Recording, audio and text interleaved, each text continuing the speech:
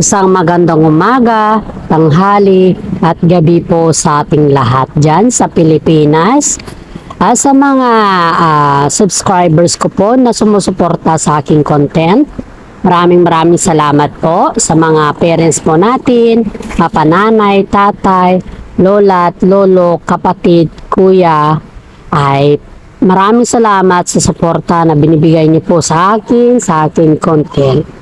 Lalong-lalo na po sa ating Panginoong may kapal dahil binibigyan po niya tayo ng wisdom, knowledge, and understanding para makabuo po ng aking content or sa ating content ng update sa ating ituloy sa buhay. Mabuhay ka, Panginoon, at salamat din sa pang-araw-araw na binibigay mo sa amin na pagkain at hindi lamang po yan, kundi maraming salamat din po sa binibigay mo sa amin na buhay na kung saan po ay lahat ng problema ay nalulutasan namin dahil po sa iyo.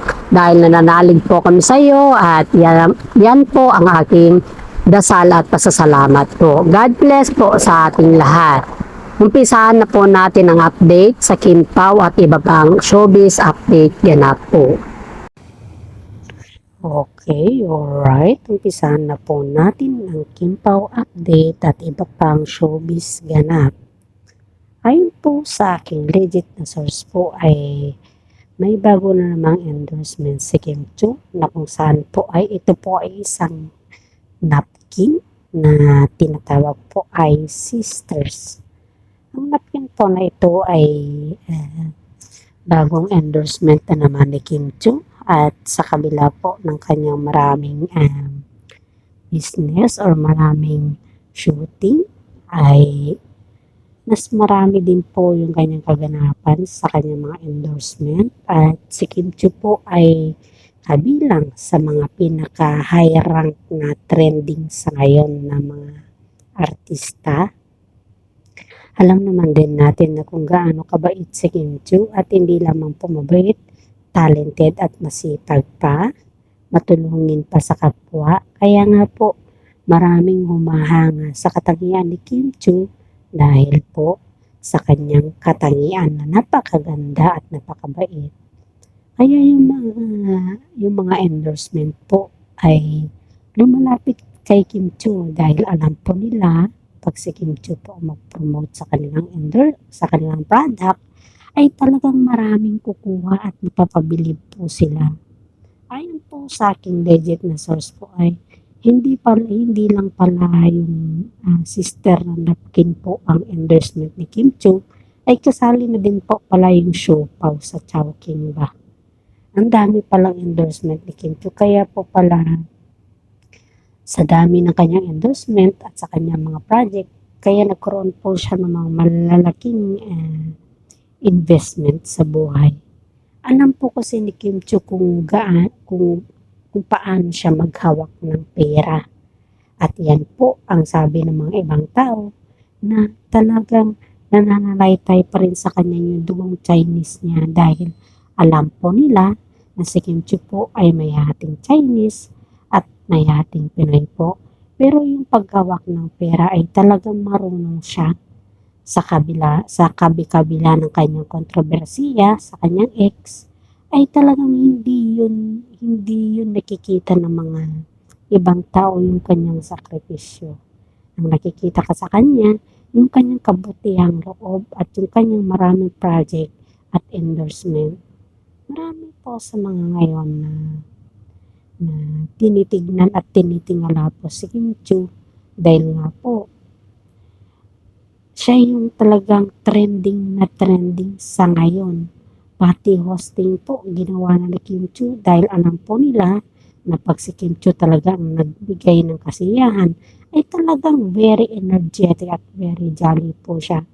Marami sa mga netizen po ang napapasaya ni Kim Chiu dahil nga po hindi naman lingid sa ating kaalaman na si Kim Chiu din po ay nanggaling din yan sa rags to jeans pa. Kumbaga, nanggaling din yan po sa kagaya natin. Kaya nga, may mga tumatanaw kaya si Kim Chiu ng utang na loob sa kanyang mga supporters, mga netizen, at sa mga content creator din, sa management niya, na kung saan hindi niya kayang hindi siya makatungtong sa ganun na status sa buhay kung wala po tayo. Kaya ang sabi po ni Kim Chiu ay nagpapasalamat po siya sa atin dahil nga po maraming mga netizen ang humahanga sa kanya at yun po yung kanyang utang na loob daw para sa atin daw yun. Kaya nga po sa mga supporters po ni Kim Chiu ay nagpapasalamat din po ako dahil yung hinahangaan po natin ay solid Kim Pao po kayo at solid Kim Chiu po kayo sa lahat ng bagay. Hindi po natin sila pwedeng siraan at hindi po natin sila pwedeng magsabihan ng kung ano-ano dahil yan po ay nakakasira din po sa kanilang reputasyon. Kaya nga po, basahin ko po ang isang comment ng isang content creator sa ating content ng isang araw at yung kanila lang po. So po yung sabi ng isang content creator na nag-comment, "Hi Kim, ang ganda-ganda mo yun at sobrang blooming mo. Bagay na bagay sa'yo yung ini-endorse mong napkin kasi nga napakaganda mo at gusto kong gayahin yung style mo at sana naman kahit lang sa lifestyle mo o sa attitude mo ay magaya ko din. Idolo kita sa buhay at alam mo yan. Ikaw nga yung inspirasyon ko sa aking pang-araw-araw. Wow na wow. Ang sarap naman sa pakiramdam na yung mag-comment ang isang supporters ng positive pagdating sa mga idolo natin sa buhay. Kasi ang lakas ng impact ng positive na comment sa kapwa po natin na tao. Lalahanin po natin, pag positive po ang kinukomment o ang ating mga sinasabi, ay yan po ay may bunga na maganda sa iyo sa pang-araw-araw mo. Kaya nga po, yung mga netizen, naanyayahan ko po kayo na mag-think positive always at don't think negative. Bigyan po natin ng magandang comment ng ating tulo sa buhay. Kagaya po ni Madam na to na nag-comment sa akin at yung binasa ko. Ang sasabi ko sa iyo, Madam, is thank you, Lord, for giving Kim Chiu the nice comment.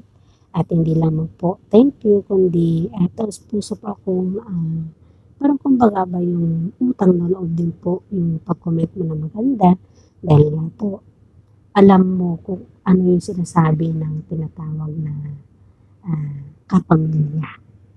Kasi nga po, pagkapamilya ang turing mo ay talaga magbigay sa po ng best comment at best advices po sa lahat ng bagay. Alam po naman natin po yan at hindi po natin makaipagkaila po yan. Kaya sa mga content creator na kagaya ko, maraming salamat din po sa mga content no, tungkol sa Kim Pao, updates at iba pa po. Dahil nga po, dito sa ating mga vlog, dito po natin napapatunayan na mga supporters po natin ay solid na solid po sa atin. Kaya wala po silang masasabi sa atin. Kaya nga po ang sinasabi ko sa lahat ay gusto ko lamang po kayong pasasalamatan at God bless po. Hanggang dito na lang muna po ang aking content at pupatuloy po natin bukas. Maraming salamat at mabuhay po tayong lahat.